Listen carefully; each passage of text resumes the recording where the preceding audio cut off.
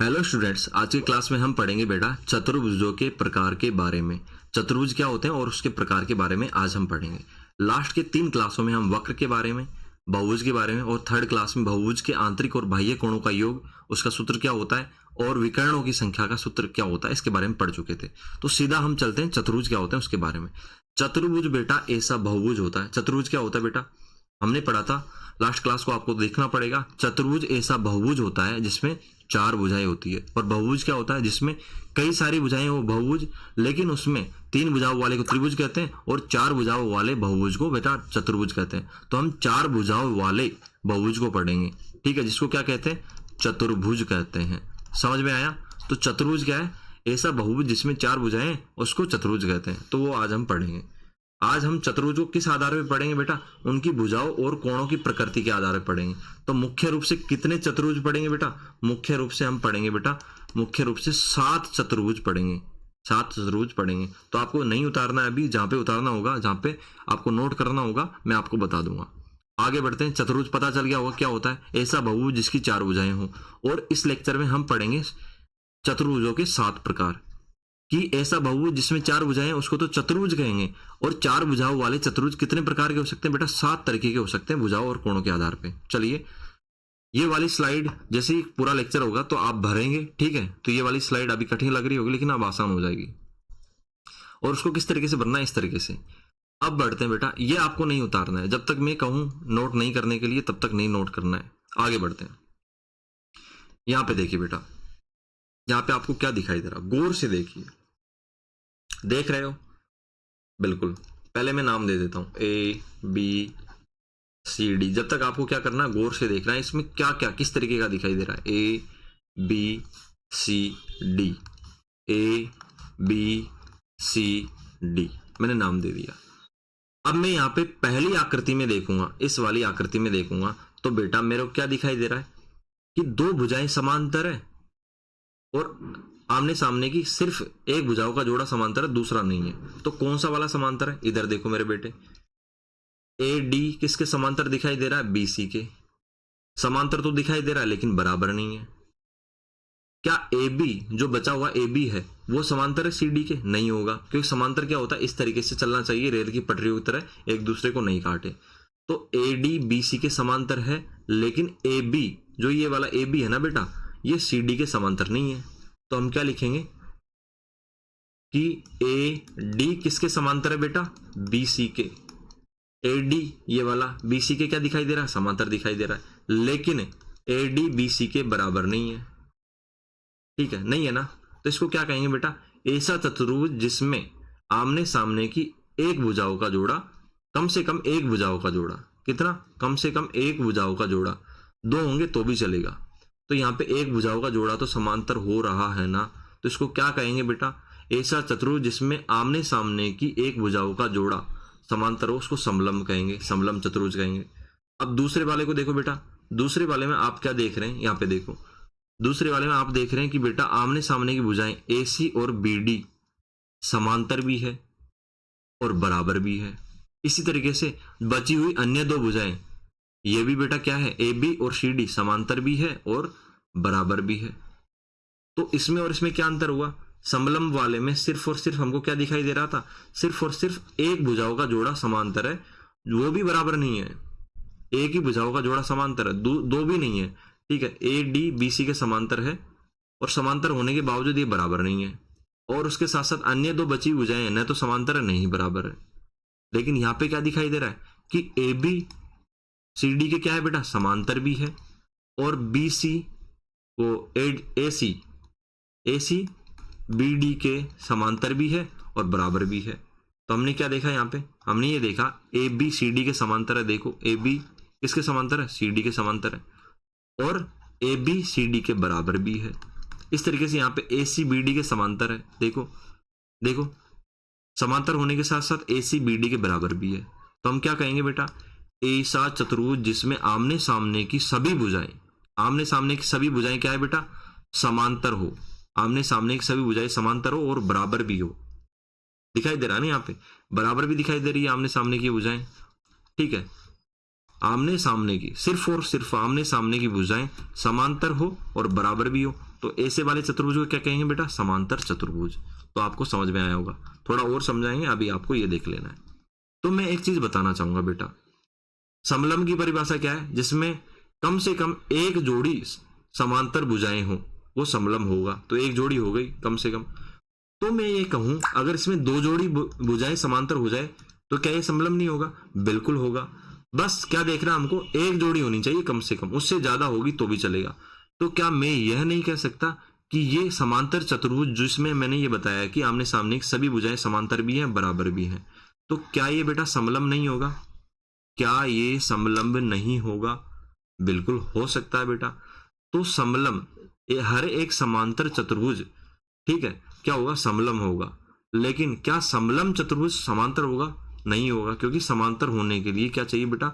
दो जोड़ी भुजाएं, मतलब आमने सामने की सभी भुजाएं, ठीक है, बराबर भी होनी चाहिए, समांतर भी होनी चाहिए। तो इसका मतलब क्या है? समलंब वाला समांतर नहीं होगा, बल्कि ये वाला क्या हो सकता है? ये हो सकता है, समांतर वाला समलंब हो सकता है। अगर नहीं आया समझ में, तो आप केवल ये समझ लीजिएगा कि समलंब क्या होता है? जिसमें कम से कम एक जोड़ी भुजाओं का जोड़ा, मतलब कम से कम एक जोड़ी भुजाएं समांतर होती है, बराबर नहीं होती, उसको समलंब कहेंगे। ठीक है, जिसमें आमने सामने की भुजाएं क्या होती है बेटा? समांतर होती है, बराबर होती है, इसको समांतर चतुर्भुज कहेंगे। लेकिन यहाँ पे देखिए, यहाँ पे क्या क्या दिखाई दे रहा है? ए बी और उसके आमने सामने क्या है? C D. क्या ये आपस में समांतर है? नहीं है, क्योंकि इस तरीके से ए बी है और सी डी इस तरीके से जा रहा है तिरछा, तो ये काटेगा आगे जाके, तो ये आपस में समांतर नहीं है। तो समांतर नहीं होने के साथ साथ क्या ये बराबर है? ए बी और सी डी नहीं है। तो हमको क्या दिखाई दे रहा है? हमको स्पेशल चीज दिखाई दे रही है कि इस वाले में देखो, ये क्या है? पतंग है। इस वाले में क्या है बेटा? ये जो भुजाएं आपस में जुड़ रही है ना, वो बराबर है। आपस में क्या है बेटा? जो भुजाएं जुड़ रही है ना, वो बराबर है। और इसके अलावा चारों भुजाएं बराबर नहीं है, सिर्फ और सिर्फ दो भुजाएं आपस में जोड़े में बराबर है, जो कि आपस में ऐसे जुड़ रही है। तो यहाँ पे ए बी क्या है? इधर देखो, ध्यान से देखना है। ए बी क्या है? यहाँ पे ए बी बराबर है ए डी के, ठीक है, और बी सी बराबर है किसके बेटा? सी डी के। तो ऐसी भुजाएं जो कि आपस में एक बिंदु पे जुड़ी हो और अपने पास पास हो, ठीक है, उनको क्या कहते हैं बेटा? आसन्न भुजाएं कहते हैं। ठीक है, आसन्न भुजाएं कहते हैं। क्या कहते हैं? आसन्न भुजाएं। मैंने आपको पिछले वाले वीडियो में आसन शीर्ष के बारे में बताया था, आप वहां पे जाके देख सकते हैं। तो ऐसी भुजाएं जो कि आपस में ऐसे जुड़ी हो, ठीक है, और पास पास हो, उसको आसन भुजाएं कहते हैं। तो क्या इनमें आसन भुजाएं बराबर थी समांतर चतुर्भुज में? नहीं थी ना।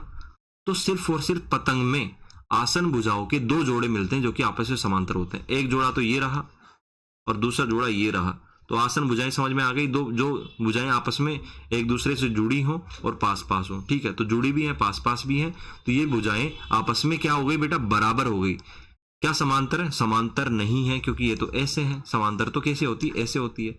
तो पतंग समझ में आया? ऐसा चतुर्भुज जिसमें आसन्न भुजाओं के कितने जोड़े? दो जोड़े या दो युग्म बराबर हो, पतंग कहलाता है। ऐसा चतुर्भुज जिसमें आमने सामने की भुजाएं समांतर भी हो, बराबर भी हो, समांतर चतुर्भुज कहलाता है। ऐसा चतुर्भुज जिसमें कम से कम एक जोड़ी भुजाएं आमने सामने की समांतर होती है, ठीक है, वो समलंब कहलाता है। इसमें एक जोड़ी ध्यान रखना है, इसमें बेटा आमने सामने की सभी भुजाएं समांतर होती है और बराबर होती है, ये ध्यान रखना है। समलंब चतुर्भुज में अभी तक आमने सामने की हमने भुजाएं कोई भी बराबर नहीं पड़ी है और नहीं होती है, ठीक है। लेकिन हाँ, अगर हो जाए, आमने सामने की भुजाएं बराबर हो जाए, तो हम मना नहीं कर सकते ये समलंब है। हमको तो सिर्फ और सिर्फ क्या देखना है? बस आमने सामने की भुजाएं क्या हो? समांतर हो। अगर बराबर हो गई तो भी चलेगा, कोई दिक्कत नहीं है। चलिए आगे बढ़ते हैं। हम पहले टाइप के इस समलंब चतुर्भुज को क्लियर करने वाले हैं। इसके कितने टाइप हो सकते हैं? इधर देखिए मेरे बेटे, इधर देखिए, यहां पे देखिए, मैं नाम दे देता हूं ए बी सी डी। तो इस तरीके का, सॉरी बेटा, मैंने सीक्वेंस से नाम नहीं दिया। सीक्वेंस से नाम ऐसे देना होता है, जैसे मैं ऐसे चल रहा हूं तो ए के बाद बी, बी के बाद सी, तो सी इधर देना पड़ेगा, सी डी। इस तरीके से अगर मैं ऊपर से चल रहा हूं ए बी, तो इधर सी देना पड़ेगा, इधर डी। तो आपको एक विशेषता दिखाई दे रही है। ऊपर वाला तो हम यहाँ पे पढ़ चुके हैं, इस तरीके का है। इसमें क्या ऊपर वाले में बेटा? ए बी सी डी के समांतर है, बस यही विशेषता है। केवल एक भुजाओं का जोड़ा आमने सामने का बराबर है, इसके अलावा कोई विशेषता नहीं है। ये बराबर भी नहीं है, कुछ नहीं है, बस समांतर है। लेकिन इस वाले में क्या दिखाई दे रहा है? ए बी सी डी के समांतर तो है ही, लेकिन जो अन्य दो भुजाएं बची है, कौन कौन सी बेटा? वो बची है बेटा AD और BC, ये बराबर है। क्या ऊपर वाले में AD और BC बराबर थी? देखो AD और BC क्या बराबर थी? नहीं थी। तो हम क्या कहेंगे? ऐसा चतुर्भुज जिसमें सिर्फ और सिर्फ एक जोड़ी भुजाएं आमने सामने की समांतर हो, उसको समलंब चतुर्भुज कहेंगे। जिसमें सिर्फ और सिर्फ आमने सामने की कितनी जोड़ी बेटा? एक जोड़ी भुजाएं क्या हो बेटा? समांतर हो, उसको समलंब कहेंगे। और ऐसा चतुर्भुज जिसमें आमने सामने की एक जोड़ी भुजाएं समांतर तो हो ही, बल्कि अन्य दो भुजाएं जो बच गई है वो आपस में बराबर भी हो, उसको समद्विबाहु समलंब कहते हैं। इसको समद्विबाहु क्यों कहा जाता है बेटा? क्योंकि इसमें द्वि का मतलब दो भुजाएं समान है, इसलिए इसको समद्विबाहु समलंब कहा जाता है। तो ऐसा चतुर्भुज जिसमें अन्य दो भुजाएं, समांतर भुजाओं के अलावा अन्य जो दो भुजाएं बच जाती है, अगर वो समांतर हो जाती है, तो ऐसे चतुर्भुज को बेटा समद्विबाहु, मतलब क्योंकि इसमें दो भुजाएं समांतर हो गई इसलिए समद्विबाहु समलंब चतुर्भुज कहते हैं। इसको इंग्लिश में क्या बोला जाता है? आइसोस्केलस ट्रेपेजियम, और इसको सिर्फ ट्रेपेजियम। तो ये आपको समझ में आ गया होगा, मैं ये मान के चल रहा हूं। आगे बढ़ते हैं बेटा। अब आपको बताना है, यहाँ पे आप गड़बड़ हो जाएंगे थोड़ा बहुत अगर आपने अच्छे से नहीं देखा होगा। हमको क्या देखना है? सिर्फ दो भुजाएं समांतर होनी चाहिए, इसके अलावा कुछ नहीं। आंख बंद करके चलो। इसमें दो भुजाएं समांतर है, बिल्कुल है, तो ये भी समलंब होगा। इसमें दो भुजाएं समांतर है, ये भी होगा। इसमें दो भुजाएं समांतर है, ये भी होगा। ठीक है, इसमें दो भुजाएं समांतर है, ये भी होगा। तो ये सारे के सारे समलंब होंगे। तो यहाँ पे आप एग्री करोगे, बिल्कुल आपने देखा है, होगा। यहाँ पे भी आप एग्री करोगे क्योंकि इसमें दो भुजाएं समांतर तो है, लेकिन अन्य दो भुजाएं बची है वो क्या है? समान भी है। तो ये समद्विबाहु समलंब होगा, ऐसा आपने यहाँ पे देख रखा है। ठीक है, तो आप कहेंगे ये समलंब का एक प्रकार है। ये भी आपने देख रखा है, ये भी इसी तरीके का है, इसको पलट दिया गया है, दोनों एक जैसे ही है। ठीक है बेटा, तो ये भी समद्विबाहु वो समलंब, सिर्फ और सिर्फ समलंब चतुर्भुज होगा क्योंकि इसमें दो भुजाएं समांतर है, बराबर नहीं है, और जो बची हुई भुजाएं हैं ये वाली और ये भी बराबर नहीं है, इसलिए ये समलंब होगा।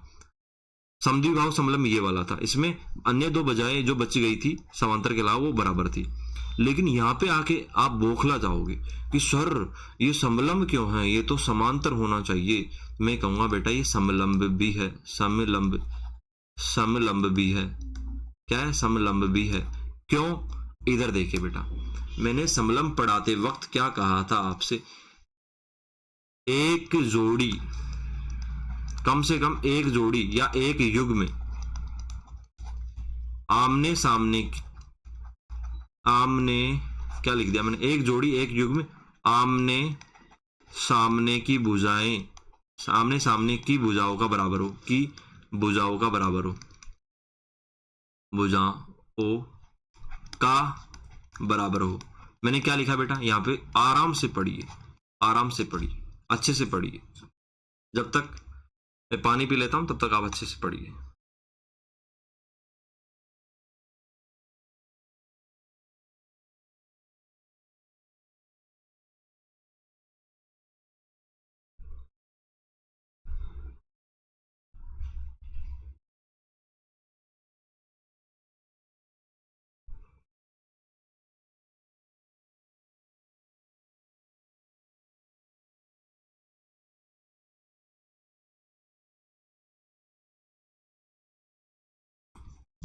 तो पढ़ लिया होगा, ठीक है। तो हमको इसके आगे क्या लगा देना? कम से कम, एट लिस्ट, इंग्लिश में बोले तो एट लिस्ट। तो कम से कम एक जोड़ी युग्म आमने सामने की भुजाओं का बराबर होना चाहिए। वो क्या होता है बेटा? समलंब चतुर्भुज होता है। समझ में आया? तो इस पे फोकस कीजिए, कम से कम एक जोड़ी कहा गया है, तो एक जोड़ी मिल गया, समलंब हो गया। तो क्या हमको इस वाले में देखो बेटा, यहाँ पे क्या हमको इस वाले में एक जोड़ी दिखाई नहीं दे रहा? दिखाई दे रहा है ना?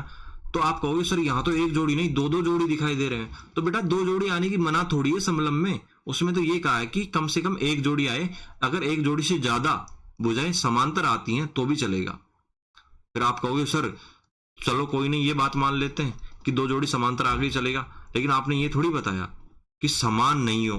ठीक है, बिल्कुल बेटा, मैंने ये बताया था कि यहाँ पे समान नहीं है, लेकिन समान होगी तो भी चलेगा।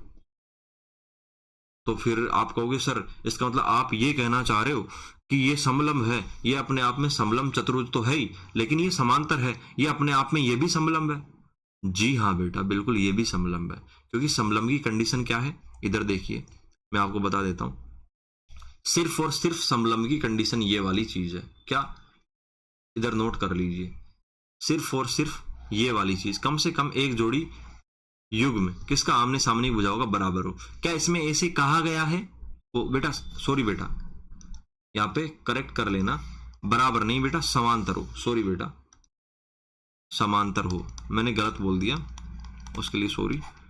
कम से कम आमने सामने की भुजाओं का एक युग्म समांतर हो। क्या इसमें ऐसे कहा गया है कि बराबर नहीं हो, नहीं कहा गया ना, तो बिल्कुल आपको ये ध्यान में रख लेना है कि समलंब, इसमें बच्चे काफी ज्यादा कंफ्यूज होते हैं।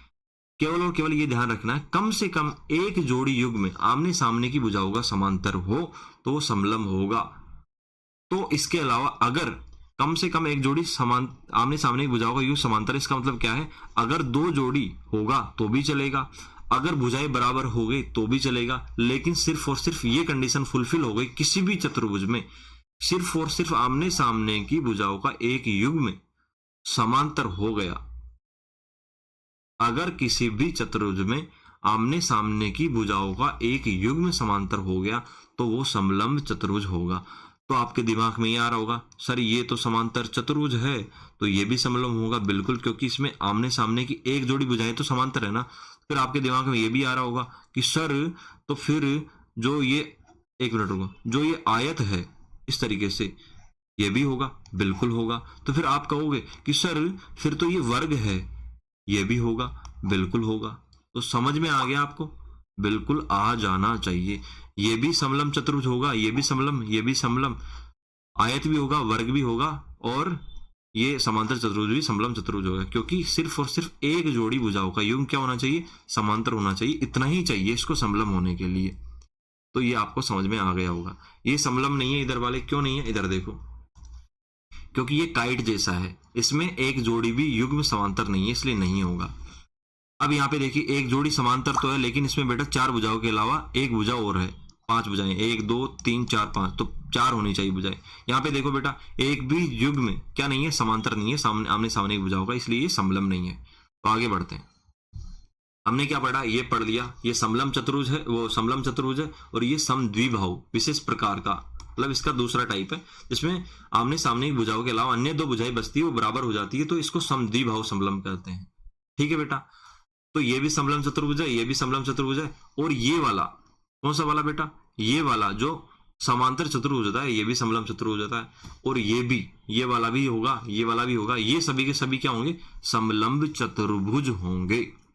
अब हमने समलंब पढ़ लिया, समांतर पढ़ लिया। समांतर क्या होता है, जिसमें आमने सामने की भुजाएं समांतर भी हो बराबर भी हो, वो समांतर चतुर्भुज होता है। ठीक है, तो ये आपको अलग से ध्यान रख लेना है, ये इसी से निकला है, समलंब से निकला समांतर चतुर्भुज।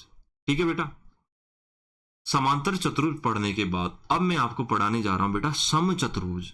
तो आप कहोगे सर इसमें क्या अंतर है, फिर इधर देखो बेटा, दिखाई दे रहा होगा आपको अंतर।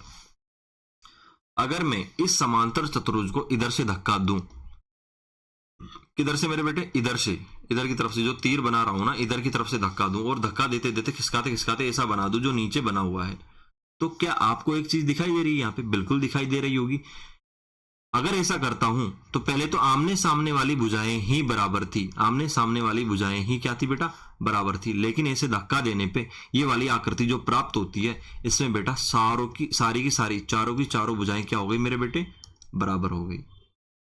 तो समांतर चतुर्भुज को धक्का देके हमने इसे थोड़ा अंदर की तरफ एडजस्ट किया, तो और हमने कहां पे छोड़ा, जब सारी भुजाएं समान हो जाएं, बराबर हो जाएं, तो अब हम क्या कहेंगे मेरे बेटे, अब हम कहेंगे कि ये सम चतुर्भुज हो गया। तो सम चतुर्भुज क्या है, ऐसा चतुर्भुज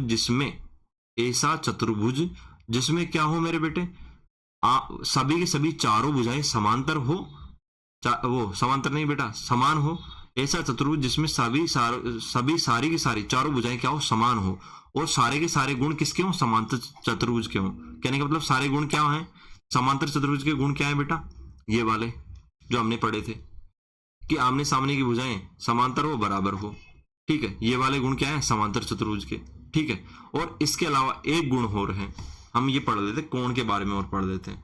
कोण के बारे में चलो यहीं पे पढ़ लेते हैं। हमने समांतर चतुर्भुज की भुजाएं तो देख ली बेटा, कोण नहीं देखे।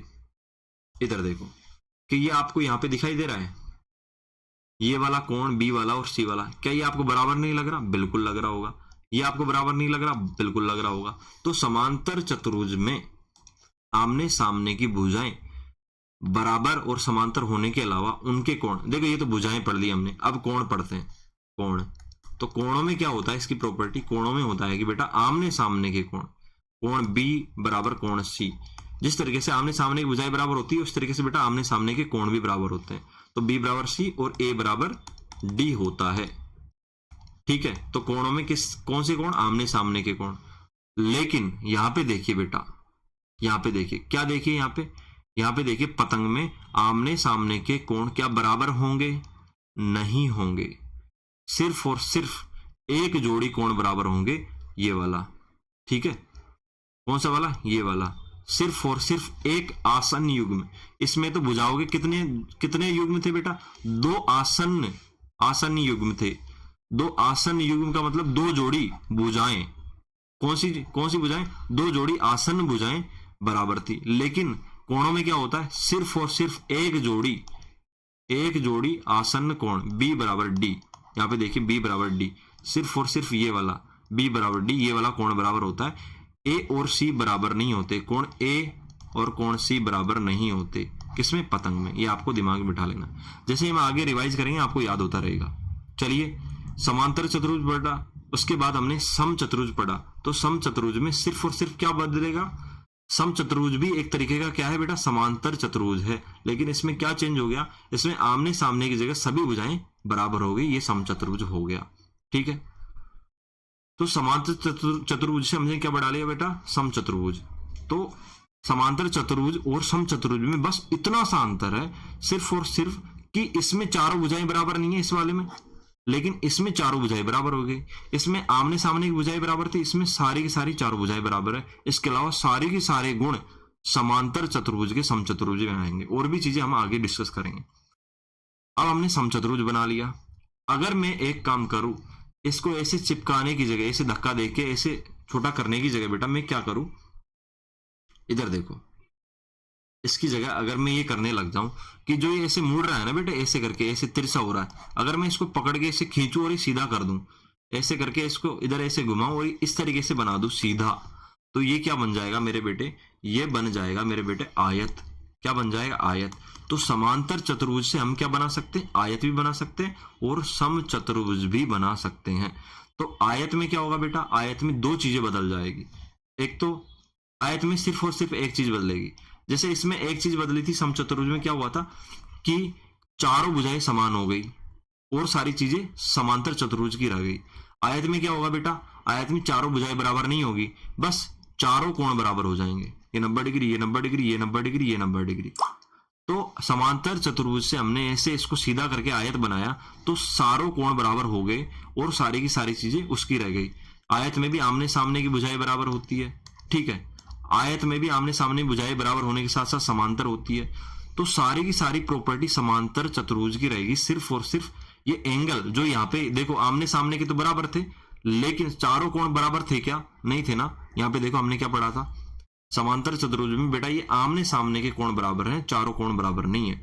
लेकिन आयत में क्या हो जाएगा? जैसे हमने समांतर चतुर्भुज को पकड़ के सीधा किया तो ऐसा आयत बन गया। तो क्या होगा? सारे के सारे गुण समांतर चतुर्भुज के रहेंगे, सारे के सारे, बस कोण वाले गुण चेंज हो जाएंगे। कोण क्या रहेंगे बेटा? सभी कोण बराबर हो जाएंगे, सभी कोण 90 डिग्री के हो जाएंगे। और सम चतुर्भुज में क्या होता है? सारे के सारे गुण समांतर चतुर्भुज के रहेंगे, लेकिन चारों के चारों भुजाएं बराबर हो जाएगी। कोण बराबर नहीं होंगे, इसमें कोण वही रहेंगे समांतर चतुर्भुज की तरह आमने सामने के बराबर। तो ये क्या है नीचे बनाया हुआ? ये भी बेटा यही है, सम चतुर्भुज ही है। बस मैंने इसको ऐसे पकड़ के देखो, ऐसे ऐसे पकड़ के, ऐसे था, इसको ऐसे सीधा कर दिया ऐसे, तो इसको घुमाओगे तो ऐसे ही बन जाएगा। आगे बढ़ते हैं। अब मैं आपको एक चीज बताने जा रहा हूं। क्या बताने जा रहा हूं? इधर देखिए,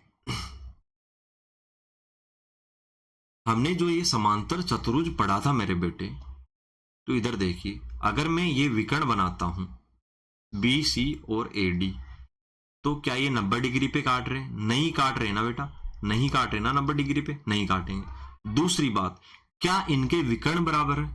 तो आप कहोगे कि सर लग तो रहा बराबर। अरे नहीं है बेटा। कैसे नहीं है? इधर देखो,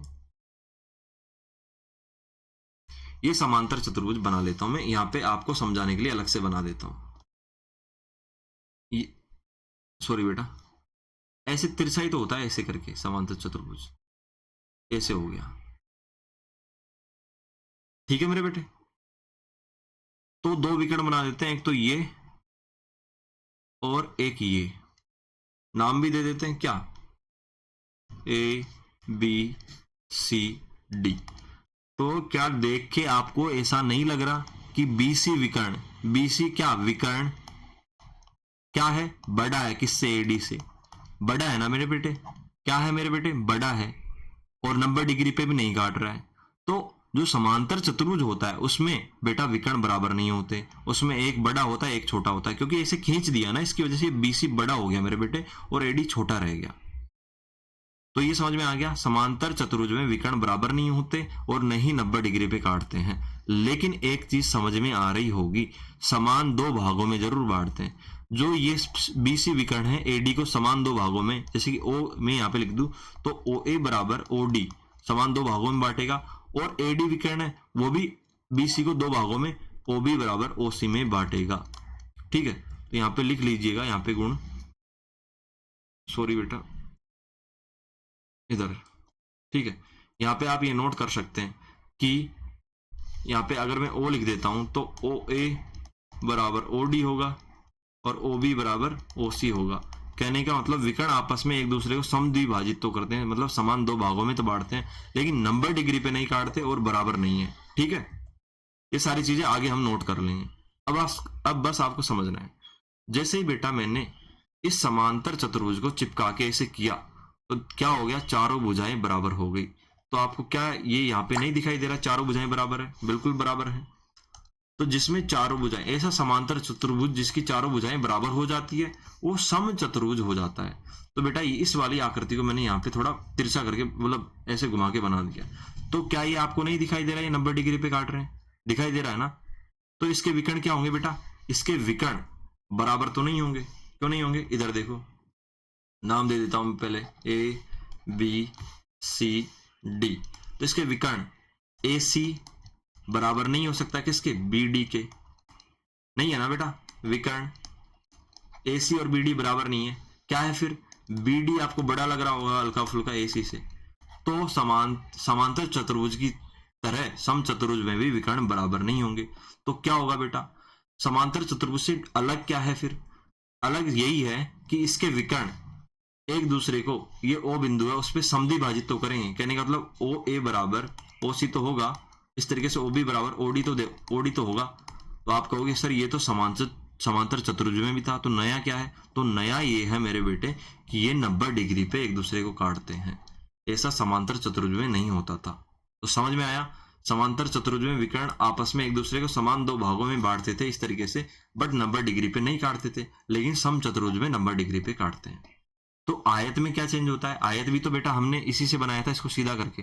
तो आयत में बेटा क्या होता है, आयत में विकर्ण ए बी सी डी ये ओ, तो जो आयत में ए सी है विकर्ण है वो बी डी के बराबर होता है। क्यों, जब आपने बेटा इस डिब्बे को ऐसे तिरछा था, ऐसा तिरछा डिब्बा था, इसको सीधा कर लिया, तो बेटा बिल्कुल ऑब्वियस सी बात है विकर्ण बराबर हो जाएंगे, क्योंकि अब डिब्बे में बैंड नहीं है, इसकी वजह से ये विकर्ण क्या हो गए बेटा, बराबर हो गए। तो AC बराबर आयत में क्या होगा, आयत किस तरीके से भिन्न है बेटा समांतर चतुर्भुज से, समांतर चतुर्भुज में विकर्ण बराबर नहीं होते लेकिन आयत में होते हैं, क्योंकि ये सीधा है बिल्कुल, इसमें सभी कोण 90 डिग्री के हैं इसलिए। और दूसरी क्या बात है, और कोई दूसरी बात नहीं है, वही समांतर चतुर्भुज की तरह विकर्ण ओ ए बराबर ओ सी होगा, ओ बी बराबर ओ डी होगा। कहने का मतलब विकर्ण एक दूसरे को समान भागों में बांट देते हैं। बीडी ने क्या किया, एसी को समान दो भागों में बांट दिया, आधा इधर और आधा इधर। इस तरीके से एसी ने बीडी को समान दो भागों में बांट दिया, ओडी इधर और ओबी इधर। ठीक है बेटा, तो ये हो गया सम चतुर्भुज और आयत, जो कि किससे बने थे, समांतर चतुर्भुज से। अब हम क्या बनाएंगे बेटा, इन दोनों को जोड़ेंगे, इन दोनों को सम चतुर्भुज और आयत को मिक्सअप करेंगे, तो हमको क्या मिलेगा बेटा, वर्ग मिलेगा। क्योंकि वर्ग क्या होता है, जैसे ही अगर हमने समांतर चतुर्भुज को, ये सम चतुर्भुज को अगर हमने सीधा कर दिया तो वो क्या बन जाएगा बेटा, वर्ग बन जाएगा। और आयत को अगर हमने इधर से दबा दिया तो वो क्या बन जाएगा, वर्ग बन जाएगा। इधर देखते हैं, तो वर्ग में क्या है बेटा, वर्ग भी क्या है, एक तरीके का समांतर चतुर्भुज है, क्योंकि इसमें भी सारे के सारे गुण समांतर चतुर्भुज के आते हैं। तो अलग क्या है बेटा, इसमें सारे के सारे कोण 90 डिग्री के हैं, तो आयत से ये वाला गुण आ गया इसके अंदर। ठीक है, सारे के सारे कोण क्या हो गए बेटा, 90 डिग्री के। तो आयत वाला गुण इसमें आ गया ना, 90 डिग्री के कोण होते हैं सारे के सारे। और आयत वाला दूसरा गुण भी आ गया इसमें। इसमें बेटा ए बी सी डी, तो इसमें ए सी विकर्ण इसके बराबर है, बी डी के बराबर है। तो आयत वाला ये गुण भी आ गया, क्योंकि ये डिब्बा सीधा है, अगर तिरछा होता तो विकर्ण बराबर नहीं होते। तो आयत की तरह सीधा होने की वजह से इसके विकर्ण बराबर हो गए। दूसरी बात क्या है, आयत में क्या 90 डिग्री पे काटते थे, विकर्ण नहीं काटते थे। लेकिन सम चतुर्भुज, क्योंकि इसमें सभी भुजाएं समान थी, तो 90 डिग्री पे काटते थे ना विकर्ण। तो यहाँ पे भी बेटा इसमें सारी भुजाएं क्या है बेटा, समान है। तो विकर्ण क्या करेंगे बेटा, इस ओ बिंदु पे 90 डिग्री पे काटेंगे। ठीक है, तो 90 डिग्री पे, कहने का मतलब क्या है, जो AC है वो BD पर क्या है, लंब है। BD पर लंब है, उसको ऐसे दिखाते हैं शॉर्टकट में। इसका मतलब क्या है कि ऐसे इस तरीके से एक दूसरे को 90 डिग्री पे काट रहे हैं। ठीक है, इसको सीधा दिखाने का तरीका क्या है, AC विकर्ण BD पे लंब है। तो क्या समझ में आया, वर्ग में क्या अलग है समांतर चतुर्भुज से, सारे के सारे गुण समांतर चतुर्भुज के ही होंगे, लेकिन इसमें सारी चारों भुजाएं बराबर हो जाएगी। ठीक है, चारों कोण बराबर हो जाएंगे आयत की तरह, और विकर्ण एक दूसरे को समान दो भागों में बांटेंगे। कहने का मतलब OA बराबर OC होगा, OB बराबर OD होगा। विकर्ण एक दूसरे को समान दो भागों में तो बांटते ही हैं, और उसके साथ साथ 90 डिग्री पे भी काटते हैं। तो अब वापस से रिवाइज कर लेते हैं सारी चीजें। पतंग का भी देख लेते हैं एक बार, फिर एक बार में सारी चीजें रिवाइज करेंगे। पतंग में हमने देखा था आसन्न भुजाएं जो एक दूसरे से जुड़ी हुई होती है वो बराबर होती है। ठीक है, चारों भुजाएं बराबर नहीं होती, आसन्न भुजाएं बराबर होती है। नाम दे देता हूं मैं ABCD। अब विकर्ण के बारे में देखो, ये विकर्ण खींचा मैंने, खींच दिया, और ये विकर्ण खींचा, तो क्या दोनों विकर्ण बराबर है, AC बराबर क्या BD है, नहीं है ना, तो विकर्ण बराबर नहीं होंगे। तो क्या होंगे बेटा, 90 डिग्री पे काट रहे ना, तो हम क्या कहेंगे, हाँ 90 डिग्री पे काट रहे हैं। दूसरा क्या है बेटा, देखो 90 डिग्री पे एक तो वर्ग में काटते हैं विकर्ण, किसमें, वर्ग में काटते हैं, एक सम चतुर्भुज में काटते हैं बेटा, और एक पतंग में काटते हैं 90 डिग्री पे, और किसी में नहीं काटते हैं। ठीक है, तो 90 डिग्री पे काट रहे हैं, बराबर तो नहीं है, लेकिन क्या काट रहे हैं बेटा, AC क्या है, परपेंडिकुलर है BD पे।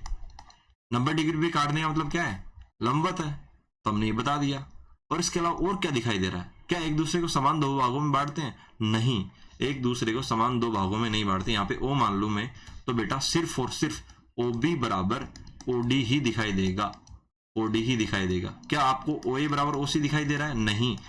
तो इससे क्या पता चला, इससे ये पता चला कि पतंग में केवल और केवल एक विकर्ण, कौन सा, जो बड़ा वाला विकर्ण होता है AC, वो छोटे वाले विकर्ण को दो बराबर भागों में बांटता है। और अन्य सभी में क्या हो रहा था कि आपस में एक दूसरे को समान भागों में बांटते थे। BD AC को दो बराबर भागों में बांट देता था, और AC BD को दो बराबर भागों में बांट देता था। लेकिन यहाँ पे पतंग में ऐसा नहीं है, पतंग में सिर्फ और सिर्फ AC BD को दो बराबर भागों में बांटता है, जबकि BD AC को दो बराबर भागों में नहीं बांटता।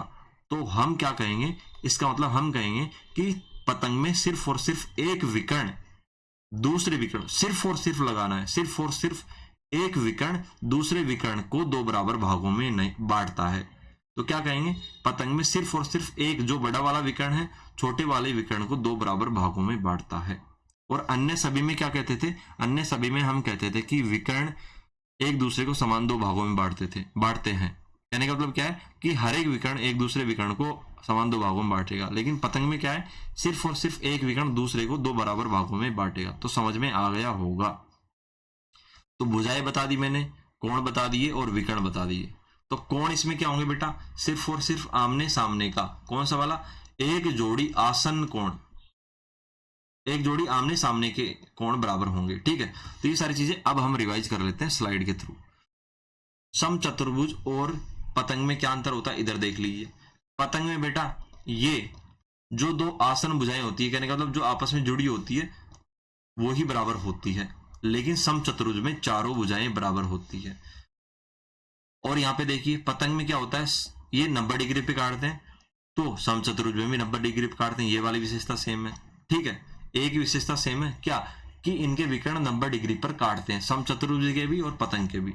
और सारी विशेषताएं अलग अलग है। कैसे, सम चतुर्भुज में आमने सामने के कोण बराबर होते हैं, ठीक है, लेकिन पतंग में सिर्फ और सिर्फ एक जोड़ी आमने सामने के कोण बराबर होते हैं, ये ऊपर वाला और नीचे वाला ये बराबर नहीं होता है, तो ये वाला भी समान नहीं हुआ। तो क्या चीज समान है? सिर्फ और सिर्फ विकर्ण 90 डिग्री पर एक दूसरे को काटते हैं, ये वाली चीज कॉमन है दोनों में। इसके अलावा सारी चीजें अलग अलग है। इसमें चारों भुजाएं बराबर होती है, इसमें चारों भुजाएं पतंग में बराबर नहीं होती। आसन भुजाओं के दो युग्म बराबर होते हैं। समझ में आ गया? तो जो भी अंतर है आप आकृति को आराम से देखिए, वीडियो को रोक के फिर देख सकते हैं। इधर चलिए, क्या ये पतंग है? बिल्कुल ये पतंग है, क्योंकि इसमें जो दो भुजाएं जुड़ रही है, ठीक है, दोनों युग्म बराबर है। इधर भी दोनों युग्म बराबर है। इधर क्या ये पतंग है? बिल्कुल ये भी पतंग है। क्या ये पतंग है? बिल्कुल इसमें भी इस तरीके से ये पतंग है। क्या ये पतंग है? ये नहीं है, क्योंकि इसमें 5 भुजाएं, एक ये रही, दो 4 ये रही। क्या ये पतंग है? नहीं, इसमें केवल 3 और 3, सिर्फ और सिर्फ 3 भुजाएं बराबर है। एक जोड़ी ये युग्म बराबर हो गया, लेकिन ये वाला बराबर नहीं हुआ। ठीक है, क्या ये पतंग है? इधर देखो मेरे बेटे, नहीं, इसमें आमने सामने की भुजाएं बराबर है। इसमें आमने सामने की भुजाएं बराबर है। हमने क्या कहा था? जो भुजाएं आपस में जुड़ी है वो बराबर होनी चाहिए थी। तो इसका मतलब समांतर चतुर्भुज, इसका मतलब क्या हुआ बेटा? समांतर चतुर्भुज। ये समांतर चतुर्भुज है, ये कभी पतंग नहीं हो सकता। तो क्या ये समचतुर्भुज पतंग हो सकता है? जी हाँ, समचतुर्भुज पतंग हो सकता है, क्योंकि समचतुर्भुज में यहाँ पे देखिए बेटा, ये क्या है? आसन भुजाएं। तो आसन भुजाएं बराबर करनी होती है, तो ये वाला भी, ये वाली आसन भुजाएं बराबर, ये वाली और ये वाली, और दूसरा वाला भी आसन भुजाएं बराबर है। तो समांतर वो समचतुर्भुज हमेशा क्या होगा बेटा? पतंग होगा। लेकिन क्या?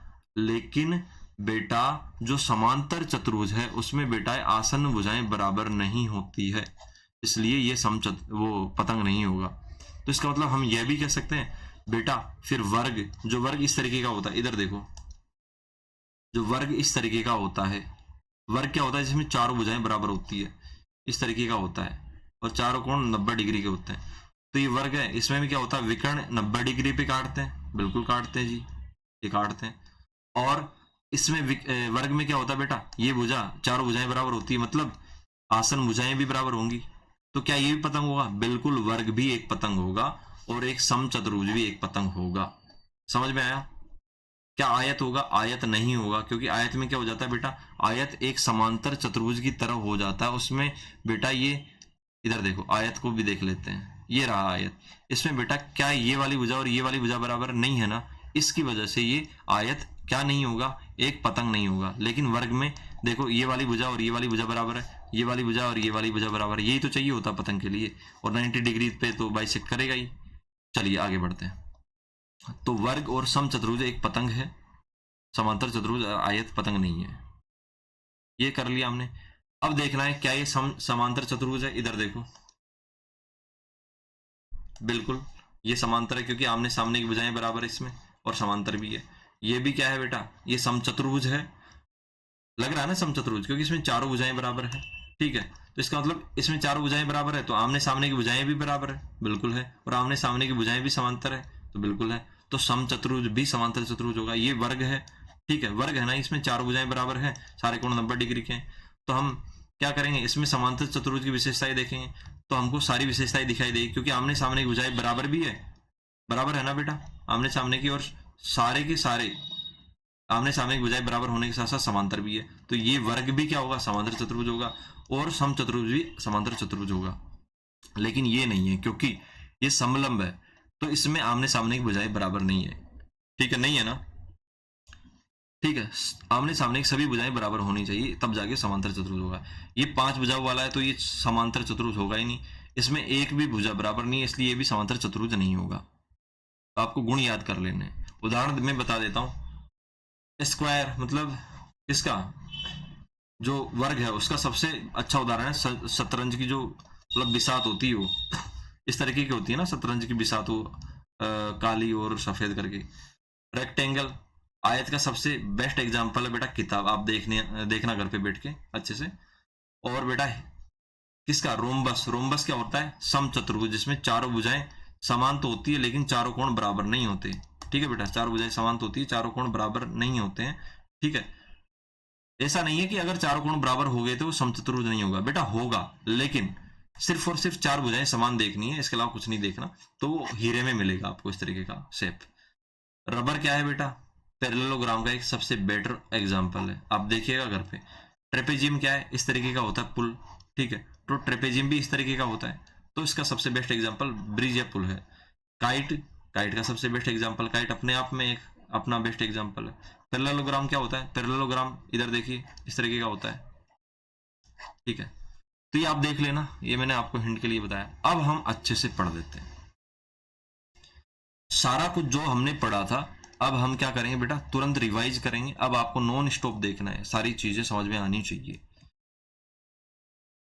इधर देखिए, अब हम अगले 5-7 मिनट और लेंगे आपके, उसके बाद सारी चीजें क्लियर हो जाएगी। वर्ग में हमने क्या पढ़ा था? वर्ग में हमने ये पढ़ा था बेटा, जो ये वर्ग है, ठीक है, उसकी क्या है बेटा, अब यहां से आपको उतार लेना है हर एक चीज को। अब तक जो पढ़ाया था ना उतारे चलेगा, लेकिन ये उतारना है। इंग्लिश वाले ये उतारेंगे, हिंदी वाले ये। वर्ग में बेटा सभी भुजाएं बराबर होती है, हो रही है ना? बिल्कुल है। और सभी कोण 90 डिग्री के होते हैं, बिल्कुल होते हैं, होते हैं ना? और इसका उदाहरण यहाँ पे लिखा है। और 4 भुजाएं समान और सारे कोण समकोण। इसके साथ साथ मैंने क्या देखा था, वर्ग में चारों भुजाएं समान है, ए बी सी डी। अब मैं जो लिखा रहा हूं वो आपको लिखना है, भले आप ये भी ना उतारो चलेगा, इधर उतारो। चारों भुजाएं समान, भुजाएं क्या होगी बेटा, ए बी बराबर बी सी, सॉरी बेटा मैंने यहाँ पे फिर से वही मिस्टेक कर दी, सीक्वेंस में लिखना था मेरे को, सी डी ऐसे, ठीक है। ए बी के बाद बी के बाद सी आएगा। तो बेटा क्या लिखना, भुजाओं में क्या लिखना, वर्ग में ए बी बराबर बी सी बराबर सी डी बराबर डी ए, डी ए या ए डी। तो चारों भुजाएं क्या हो गई बेटा, बराबर हो गई। और इसके साथ साथ क्या लिखना भुजाओं के अलावा, कोण। तो कोण में क्या लिखोगे बेटा, कोण ए बराबर कोण बी बराबर कोण सी बराबर कोण डी, ठीक है। ये क्या होगा बेटा, 90 डिग्री। सारे के सारे कोण क्या होंगे, 90 डिग्री के। विकर्ण क्या लिखने, विकर्ण क्या होंगे बेटा, बी डी और ए सी होंगे। और किस पे काटेंगे, ओ पे काटेंगे। तो विकर्ण में लिखना है बी डी परपेंडिकुलर टू ए सी, मतलब 90 डिग्री का कोण बनाता है ये। इसका मतलब क्या है, 90 डिग्री का कोण, 90 डिग्री का कोण। और क्या है बेटा, विकर्ण एक दूसरे को बराबर 2 भागों में बांटेंगे, तो ओ बी बराबर ओ डी और ओ सी ओ ए बराबर ओ सी। तो 2 बराबर भागों में बांट दिया। एक दूसरे के ऊपर लंबवत है, दिखा दिया। 2 बराबर भागों में बांट दिया, दिखा दिया। क्या विकर्ण आपस में बराबर है, बिल्कुल बराबर होंगे। ए सी बराबर क्या होगा, ए सी बराबर होगा बेटा बी डी। तो ये सारी प्रॉपर्टीज आप नोट कर लेना विकर्णों के मामले में, ये सारी चीजें, ये डायग्राम बना के, ये भले सिर्फ और सिर्फ यहाँ पे लिखना वर्ग, ये भले मत उतारना ये वाली चीजें, ठीक है बेटा। इधर चलते हैं आयत। आयत में हमने फिर से नाम देने पड़ेंगे, ए बी सी डी। इधर देखिए बेटे, इनको क्रॉस करवाते हैं यहाँ पे। आयत में क्या विकर्ण बराबर होंगे, बिल्कुल बराबर होंगे, क्योंकि ये चित्र सीधा होता है तो विकर्ण बराबर होते हैं। अगर तिरछा हो जाता तो विकर्ण बराबर नहीं होते। तो सबसे पहले भुजाएं, भुजाएं देख लेते हैं। भुजाएं कौन कौन सी बराबर होगी बेटा, आमने सामने की। कौन कौन सी, A D B C, A D बराबर बी सी, ठीक है। और इसके साथ साथ ए बी बराबर सी डी, ए बी बराबर सी डी। क्या ये पैरेलल भी होगी, ए डी पैरेलल, सॉरी बेटा ये मैंने गलत, पैरेलल टू बी सी। और उसके बाद ए बी भी पैरेलल होगी किसके, सी डी के, ठीक है। इस तरीके से यहाँ पे भी लिख लेना। इसमें भी भुजाएं क्या होगी बेटा, ए बी किसके, सी डी के पैरेलल होगी, और सी बी सी इसके पैरेलल होगी बेटा ए डी के। तो यहाँ पे भुजाएं समांतर भी है और चारों भुजाएं समान भी है, लेकिन आयत में चारों भुजाएं समान नहीं है, आमने सामने की भुजाएं समान है और आमने सामने की भुजाएं ही समांतर है। तो समझ में आ गया आपको, ठीक है। चलो भुजाओं के अलावा अब कोण देख लेते हैं। कोण क्या है बेटा, हर एक कोण क्या है, 90 डिग्री है। तो कोण ए, कोण बी, कोण सी, कोण डी क्या है, बराबर है और 90 डिग्री है। विकर्ण देख लेते हैं। विकर्ण, विकर्ण क्या है बेटा, ए बी परपेंडिकुलर, वो सॉरी बेटा ए बी नहीं है विकर्ण, विकर्ण तो ए सी है। तो विकर्ण ए सी क्या हो गया बेटे, परपेंडिकुलर हो गया किसके, ए बी, वो बी डी के। ए सी किसके परपेंडिकुलर हो गया, बी डी के। आप ऊपर देख लीजिएगा। और विकर्ण एक दूसरे को समान 2 भागों में बांटते हैं, तो ओ ए बराबर ओ बी और सॉरी बेटा ओ ए बराबर ओ सी होगा, ओ ए बराबर ओ सी होगा, और ओ बी बराबर ओ डी होगा। तो एक दूसरे को समान 2 भागों में बांट दिया ना, बिल्कुल बांट दिया। और विकर्ण बराबर होने के वो समान दो भागों में बांटने के साथ साथ बेटा बराबर भी होंगे, तो हम क्या लिखेंगे, विकर्ण ए सी बराबर विकर्ण बी डी। समझ में आया? इधर आगे बढ़ते हैं। ये समचतुर्भुज है, इसमें क्या होगा बेटा, इसमें नाम दे देते हैं ए बी सी और डी। नाम देने के बाद इसके भी विकर्ण क्रॉस करवा देते हैं। इसके विकर्ण बेटा वर्ग की तरह 90 डिग्री पे काटेंगे। मैंने कहीं आयत में गलत तो नहीं लिख दिया, जाके देखना पड़ेगा। हाँ मेरे को लग रहा है बेटा ये गलत लिख दिया, ठीक है, क्योंकि इसके विकर्ण 90 डिग्री पे थोड़ी काट रहे हैं, तो इसको मिटा लेना, सॉरी बेटा इसके लिए। इसके विकर्ण 90 डिग्री पे नहीं काटेंगे, ठीक है, वो वर्ग के काटते हैं जिसकी चारों भुजाएं समान होती है लगभग लगभग, और पतंग इन्हीं में विकर्ण 90 डिग्री पे काटते हैं। इधर चलिए, तो इसमें क्या होगा बेटा, भुजाएं क्या होगा, भुजाएं क्या होगी, ए बी बराबर बी सी बराबर सी डी बराबर ए डी। किसकी तरह, वही वर्ग की तरह होगी, भुजाएं बराबर होगी। तो आमने सामने वाली भुजाएं समांतर भी होगी, फिर ए बी समांतर होगी बेटा बी सी डी के, और ए डी समांतर होगी बेटा किसके, बी सी के। तो आमने सामने वाली भुजाएं समांतर है और चारों भुजाएं बराबर है। तो कोण देख लेते हैं, क्या कोण सभी के सभी 90 डिग्री के होंगे, नहीं, ये सारे के सारे कोण 90 डिग्री के नहीं होंगे, सिर्फ और सिर्फ आमने सामने कोण बराबर होंगे। तो कोण में क्या कहेंगे बेटा, कोण ए बराबर कोण सी और कोण बी बराबर कोण डी, ठीक है, आमने सामने के कोण ही बराबर होंगे, समांतर चतुर्भुज की तरह है, ठीक है बेटा। और विकर्ण क्या करेंगे, एक दूसरे को 90 डिग्री पे काटेंगे, यहाँ पे ओ लिख देता हूं मैं। विकर्ण क्या करेंगे, A C perpendicular to B D होगा, और एक दूसरे को समान दो भागों में बांटेंगे, तो ए बराबर ओ सी होगा, ओ बी बराबर ओ डी होगा, ठीक है मेरे बेटे, ये बराबर हो गए। इसके अलावा और क्या है, इसके अलावा और देख लीजिए, इधर देख लीजिए, विकर्ण ने एक दूसरे को दो बराबर भागों में बांट दिया, तो क्या विकर्ण बराबर है, इधर देखिए, ए सी बराबर नहीं है किसके, बी डी के, तो विकर्ण बराबर नहीं है। तो समझ में आ गया, आगे बढ़ते हैं। समांतर चतुर्भुज में क्या होगा, इधर देखो बेटा, इसको नाम दे देते हैं ए बी सी और डी। समांतर चतुर्भुज में आपको मैंने शुरुआत में बता दिया था, भुजाएं क्या होगी बेटा, भुजाएं केवल आमने सामने की बराबर होगी, तो ए बी बराबर सी डी और बी सी बराबर ए डी। और आमने सामने की भुजाएं क्या होती है बेटा, समान होने के साथ साथ क्या होती है बेटा, समांतर होती है। तो ए बी बराबर पैरेलल टू सी डी होगा, समांतर होगा, और B C he A D के समांतर होगा। तो आमने सामने की भुजाएं क्या है, बराबर भी हैं और समांतर भी हैं, ठीक है, चारों भुजाएं समान नहीं होगी। कोण क्या होगा बेटा, कोण इसमें सारे कोण 90 डिग्री के नहीं होंगे, सिर्फ और सिर्फ क्या होंगे बेटा, ये आमने सामने के कोण बराबर होंगे, आमने सामने के कोण बराबर होंगे, ठीक है, आमने सामने के कोण बराबर होंगे। समझ में आ गया आपको सभी को, बिल्कुल। और ये भुजाएं आमने सामने की बराबर थी, बस इसमें आमने सामने की चीजें ही बराबर होती है समांतर चतुर्भुज में। तो कोण ए बराबर कोण सी और कोण बी बराबर कोण डी, ठीक है, ऐसा आपको लिख लेना है। कोण के मामले में मैंने आपको बता दिया। अब चलते हैं विकर्ण के मामले में। विकर्ण क्या होगा बेटा, विकर्ण होगा बेटा, ये ए सी को मिलाएंगे और बी डी को मिलाएंगे किस पे, ओ पे। तो विकर्ण एक दूसरे के बराबर होंगे, नहीं होंगे, क्योंकि तिरछा है, इसलिए ए सी बराबर नहीं होगा बी डी के। तो क्या होगा बेटा, विकर्ण एक दूसरे को समान दो भागों में बांटेंगे, बस इतना ही है, 90 डिग्री के वे नहीं काटेंगे। तो ओ ए बराबर ओ सी होगा और ओ बी बराबर ओ डी होगा। समझ में आ गया, विकर्ण एक दूसरे को दो बराबर भागों में बांटते हैं, इसके अलावा और कुछ नहीं है विकर्णों के मामले में। आगे बढ़ते हैं। समलंब चतुर्भुज, समलंब चतुर्भुज में कुछ नहीं, आपको बस ये याद रख लेना है कि कम से कम एक पेयर क्या होना चाहिए, पैरेलल साइड का होना चाहिए, जो शुरुआत में मैंने आपको बताया था। यहाँ पे आप एक चीज और जोड़ देना, यहाँ पे बेटा एक जोड़ी समांतर भुजाओं के आगे क्या लिख देना, कम से कम, इसके आगे कम से कम और लिख लेना, ठीक है बेटा, हिंदी वाले। और यहाँ इंग्लिश वाले 8 लिस्ट ये लिख लेना, ठीक है बेटा। इससे क्या पता चल जाएगा कि एक से अधिक जोड़ी भुजाएं भी क्या हो गई, समांतर हो गई, तो वो भी क्या होगा बेटा, समलंब होगा, जो कि मैंने आपको बता दिया है। आगे बढ़ते हैं। पतंग, पतंग वेरी वेरी इंटरेस्टिंग फिगर है, इसको हमने अच्छे से पढ़ लिया है, ए बी सी डी, ठीक है। इसमें क्या होगा, 90 डिग्री पे काटेंगे ना विकर्ण, बिल्कुल काटेंगे। तो इसमें क्या होगा बेटा, दो जोड़ी आसन भुजाएं, भुजाओं में क्या लिखेंगे, दो जोड़ी आसन भुजाएं बराबर होगी, कौन कौन सी, ए बी और AC आमने सामने की नहीं है, ये दोनों क्या है, आसन भुजाएं एक साथ जुड़ी हुई है। इस तरीके से BD किसके बराबर होगा बेटा, CD के बराबर होगा। तो भुजाओं के मामले में आपने देख लिया। अब देख रहे हैं बेटा किसके मामले में, कोण के मामले में। कोण के मामले में बेटा इसमें आमने सामने के कोण बराबर नहीं होते हैं।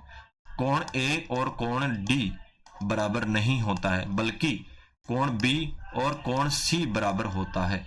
ठीक है बेटा, तो कोण देख लिया हमने। अब क्या देखते हैं, विकर्ण। विकर्ण में क्या देखेंगे, आपको सिर्फ ये नोट करना जो मैं नोट करवा रहा हूं। विकर्ण में क्या करेंगे बेटा, विकर्ण में करेंगे हम, यहाँ पे O है, तो विकर्ण एक दूसरे को समान दो भागों में नहीं बांटते हैं। कहने का मतलब OA बराबर नहीं होगा OC के। तो क्या बराबर होगा, केवल और केवल जो बड़ा वाला विकर्ण है छोटे वाले विकर्ण को दो बराबर भागों में बांटता है। तो OB बराबर क्या होगा बेटा, OC होगा। OA बराबर OC नहीं, OB बराबर OC होगा। OA बराबर OD नहीं होगा, सॉरी बेटा ये D था, OD नहीं होगा। और क्या करते हैं बेटा, एक दूसरे के ऊपर क्या है बेटा, लंबवत है, तो AD परपेंडिकुलर टू हो जाएगा BC के। तो ये सारी चीजें आपको समझ में आ गई होगी। आगे बढ़ते हैं बेटा, अब आपको बताना है ये क्या है, आपको नीचे टाइप करना है कमेंट में, जो मैं पूछूं ये काइट है, ये क्या है, ये आपको नीचे कमेंट में टाइप करना है। करो टाइप, बोल के टाइप करो। ये क्या है, इसको भी आपको नीचे कमेंट में टाइप करना है। कौन सा नाम देख के ये चित्र देख के बताओ कौन सी आकृति है, ये भी आपको कमेंट में टाइप करना है। चित्र देख के ये भी आपको, और ये भी आपको, ये भी आपको। तो वीडियो को यहाँ पे पॉज करके हर एक आकृति का नाम आप नोट करेंगे, क्योंकि सारी चीजें मैंने पढ़ा दी है। तो मैंने ये डायग्राम क्यों बनाया है, इसका एक इंपॉर्टेंस अपने आप में अभी बताते हैं। इधर देखिए मेरे बेटे, ये डायग्राम इसलिए बनाया है क्योंकि हमने समांतर चतुर्भुज पढ़ा, आपको पता होगा। समांतर चतुर्भुज से हमने क्या बनाया बेटा, समचतुर्भुज और आयत। इसका मतलब क्या है, इसका मतलब ये है कि जो भी समचतुर्भुज होगा वो किससे बना है, समांतर चतुर्भुज से बना है। तो उसमें समांतर चतुर्भुज के सारे गुण होंगे। इसका मतलब जो भी समचतुर्भुज होगा बेटा वो समांतर चतुर्भुज होगा ही होगा। इस तरीके से आयत जो किससे बना, समांतर चतुर्भुज से, तो आयत भी, हर एक आयत भी क्या होगा, अपने आप में समांतर चतुर्भुज होगा, क्योंकि उसमें सारे के सारे गुण किसके हैं, समांतर चतुर्भुज के। तो इसका मतलब समचतुर्भुज अपने आप में एक समांतर चतुर्भुज है, और आयत भी अपने आप में एक समांतर चतुर्भुज है। तो वर्ग क्या हुआ, वर्ग बेटा इन दोनों की प्रॉपर्टी को जोड़ के क्या बनाया गया, वर्ग बनाया गया। इसका मतलब वर्ग, जो भी वर्ग होगा वो समचतुर्भुज भी होगा, और जो भी वर्ग होगा वो आयत भी होगा। तो वर्ग क्या है, अपने आप में एक आयत भी है और एक समचतुर्भुज भी है। तो आप कहोगे कि क्या ये समांतर चतुर्भुज नहीं है, तो देख लो ना, समांतर चतुर्भुज की विशेषताएं क्या होती है बेटा, कि आमने सामने की भुजाएं बराबर हो और समानांतर हो। तो बेटा ये ऑल ओवर किससे बन के आ रहा है, ये भी तो समांतर चतुर्भुज का एक प्रोडक्ट है, इसमें भी तो समांतर चतुर्भुज के सारे गुण होंगे। इसका मतलब वर्ग भी एक समांतर चतुर्भुज होगा, लेकिन इनका उल्टा जरूरी हो ये नहीं है। कहने का मतलब क्या समांतर चतुर्भुज वर्ग होगा, क्या समांतर चतुर्भुज वर्ग होगा, नहीं होगा, क्योंकि समांतर चतुर्भुज में वर्ग की सारे गुण नहीं होते हैं। तो कहने का मतलब समचतुर्भुज आयत समांतर चतुर्भुज होगा, बिल्कुल सही बात है, लेकिन समांतर चतुर्भुज, हर एक समांतर चतुर्भुज समचतुर्भुज हो और आयत हो जरूरी नहीं है। इंग्लिश में बोले तो हर एक पैरेललोग्राम रोम्बस हो और आयत हो जरूरी नहीं है, लेकिन हर एक रोम्बस और रेक्टेंगल, ठीक है, हर एक रोम्बस और रेक्टेंगल पैरेललोग्राम होगा ही होगा। और इस तरीके से हर एक स्क्वायर रोम्बस भी होगा, रेक्टेंगल भी होगा और पैरेललोग्राम भी होगा। और मैंने काइट क्यों बना रखा है बेटा, ऐसा काइट इसलिए बना रखा है क्योंकि ये काइट से भी बन सकता है क्या, समचतुर्भुज। तो बेटा हर एक समचतुर्भुज काइट भी होगा और हर एक स्क्वायर काइट भी होगा। तो कहने का मतलब क्या समझ में आया, आपको ये समझ में आना चाहिए। इधर देखिए कि जो ये स्क्वायर है ना, ये वाला बेटा, ये अपने आप में किसके प्रॉपर्टीज रखता है, अपने आप में समचतुर्भुज के भी रखता है, आयत के भी रखता है, समांतर चतुर्भुज के प्रॉपर्टीज में आते हैं और काइट के भी आते हैं। तो अपने आप में स्क्वायर क्या होगा, समांतर चतुर्भुज भी होगा, समचतुर्भुज भी होगा, आयत भी होगा और काइट भी होगा, पतंग भी होगा। आ गया समझ में, तो ये क्लियर। अब चलते हैं इस पे, समचतुर्भुज क्या क्या हो सकता है। समचतुर्भुज बेटा समचतुर्भुज क्या होगा? समचतुर्भुज बेटा क्या हो सकता है? काइट भी हो सकता है और समांतर चतुर्भुज भी हो सकता है। तो क्या समचतुर्भुज आयत नहीं होगा? आपस में एक दूसरे में नहीं होंगे? नहीं, समचतुर्भुज आयत नहीं होगा। ये जो तीर लगे ना उसी से देखना है, वही होगा। ठीक है, तो समचतुर्भुज अपने आप में एक समांतर चतुर्भुज होगा और काइट होगा, आयत नहीं होगा, क्योंकि आयत होने के लिए फिर गड़बड़ हो जाता है। ठीक है, तो कहने का मतलब क्या समझ में आया आपको? जो भी मैं बोल रहा हूं आपको समझ लेना है। वापस से समझते हैं, एक मिनट रुकिए।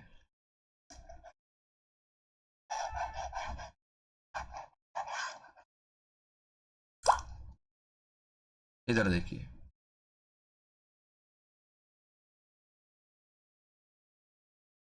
समचतुर्भुज में क्या होता है बेटा? चारों भुजाएं बराबर होती है। तो आमने सामने की भुजाएं बराबर है क्या? आप कहोगे बिल्कुल है। चारों कोण 90 डिग्री के हैं क्या? नहीं है। और इसी वजह से समचतुर्भुज आयत नहीं होता है। क्या नहीं होता है? समचतुर्भुज आयत नहीं होता है। लेकिन क्या ये आयत समचतुर्भुज हो सकता है? तो देखो, क्या आमने चारों भुजाएं बराबर है क्या? नहीं है ना, तो आयत भी समचतुर्भुज नहीं होगा। इसलिए हम क्या कहेंगे कि हर एक कोई भी समचतुर्भुज अपने आप में आयत नहीं होगा और कोई भी आयत अपने आप में समचतुर्भुज नहीं होगा। क्योंकि आयत इसलिए नहीं होगा क्योंकि आयत में चारों भुजाएं बराबर नहीं है, इसलिए समचतुर्भुज नहीं होगा।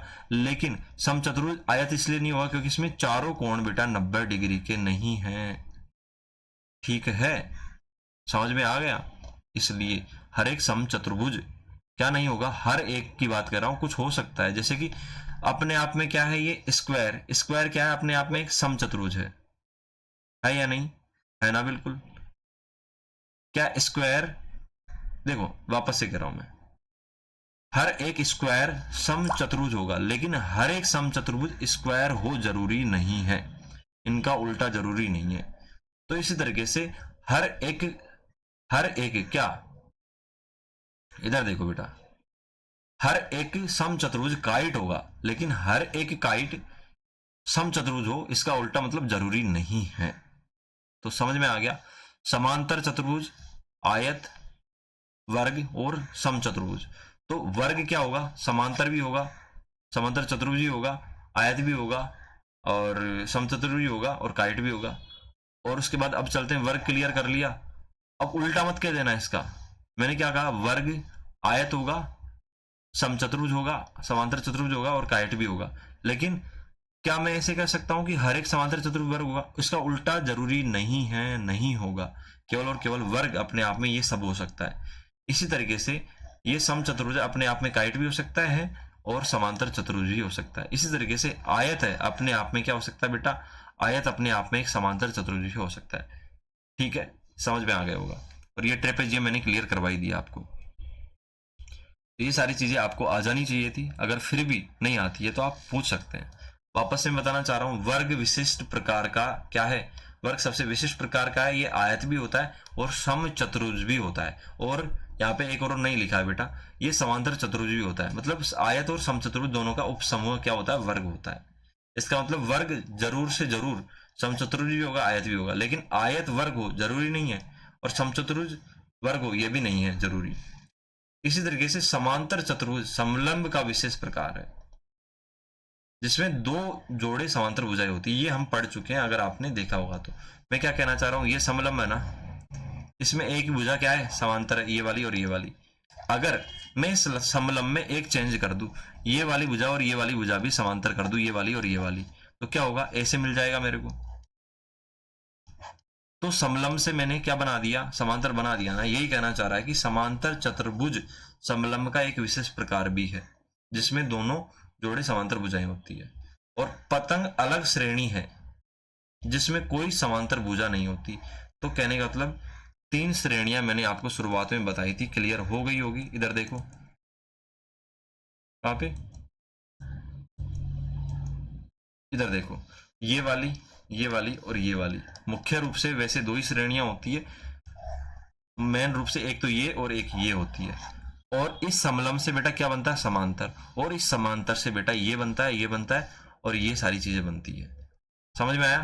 तो मुख्य रूप से कौन सी श्रेणी? ये वाली और ये वाली। और इन सभी से ये सबके सब बनते हैं। समझ में आ गया? अगर आप प्रैक्टिस करेंगे तो ही आपको समझ में आएगा। ठीक है बेटे, अब चलते हैं लास्ट जो हमारी एनसीईआरटी से उठाई गई एक टेबल है, उसको रिवाइज कर लेते हैं। आपको अच्छे से समझना है, तब जाके समझ में आएगा। ये तो बेटा मैंने आपके लिए एक टेबल बनाई है, तो सारी चीज़ जो भी बताई थी मैंने यहाँ पे बता दी है, आप यहाँ से देख सकते हैं। ठीक है बेटा, इसको रोक के अगर आप सारी चीज़ें नहीं उतारना चाहते हैं तो आप सिर्फ और सिर्फ ये भी उतार सकते हैं। अगर ये भी नहीं उतारना चाहें तो आप क्या करेंगे, सिर्फ और सिर्फ ये उतार सकते हैं। ठीक है, इसमें मैंने आपको प्रॉपर्टी समझाई है। ठीक है बेटा, तो ये आपको समझ में आया होगा, मैं ये उम्मीद करता हूँ। और जिसने अच्छे से समझा होगा उसका चेहरा कैसा होगा बेटा, कुछ ऐसा होगा। ठीक है, और जिसने अच्छे से नहीं समझा होगा उसका चेहरा कुछ ऐसा होगा। तो थैंक यू फॉर वॉचिंग। थोड़ा डिफिकल्ट था, और इसका एक शॉर्ट का मतलब कम टाइम का एक वीडियो लेके आने की कोशिश करूंगा मैं, आप उसको भी देख सकते हैं। Thank you for watching.